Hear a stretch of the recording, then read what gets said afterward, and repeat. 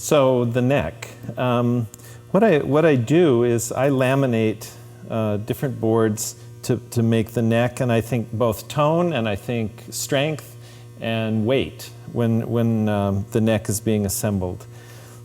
Here are some strips of wood, and you can see the outer, what I call rails, they're parallel. But the inner ones I've tapered.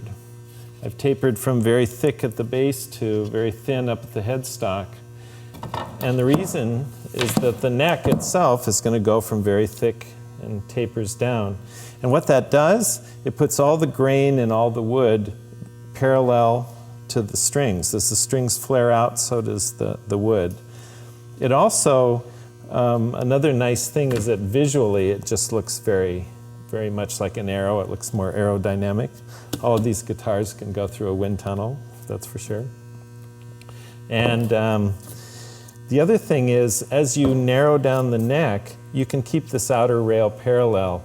If the boards are very parallel in their lamination, by the time you get to the narrow spot, you almost go through the outer boards. So this particular thing is pretty much my basic shape for the neck.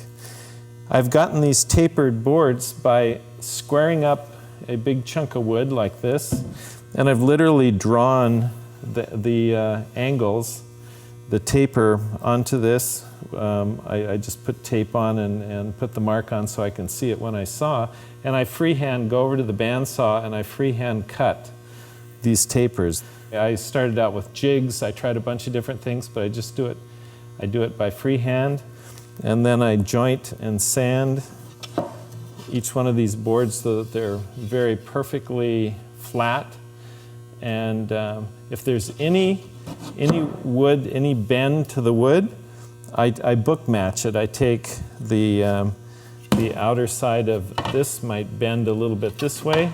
I'll match a board to the other side and have the bend go the other way, so that when I'm clamping this neck together, it wants to stay straight.